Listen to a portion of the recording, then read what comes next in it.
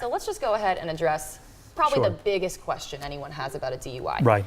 You get pulled over, whether you're drinking or not, they suspect a DUI and they suggest a breathalyzer. Right. What do you say? I always hear, you do it, you don't do it. What is Right. the answer? You know, it makes it more difficult for someone to be able to be proven guilty beyond a reasonable doubt if they refuse. Having said that, it's not always advisable to refuse if you already have a previous refusal.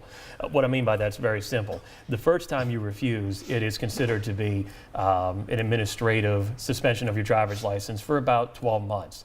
The second time you refuse, you're actually charged with a misdemeanor crime and you lose your license for 18 months administratively. So on one hand, by refusing, you're going to give the state attorney's office less evidence to use against you because they don't have that basically blood alcohol level from your breath.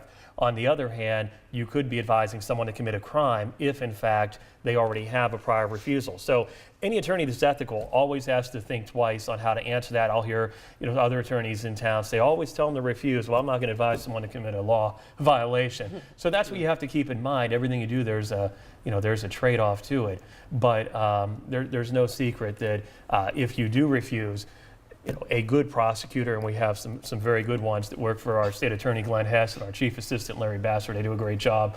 They're going to spin that. So basically, all you're going to say if you refuse is, what's the one thing that people hate to do the day after Thanksgiving? Everyone answers different things during jury selection, but basically, get on a scale. Why? Because you know how much turkey and pie and everything you ate the day before.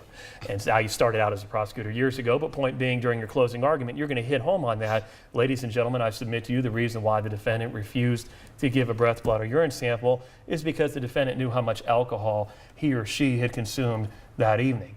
Now, there's other reasons people refuse. They might have been told that the machines aren't reliable. Maybe they talked to an attorney who didn't mind saying to refuse. So there's different reasons for it.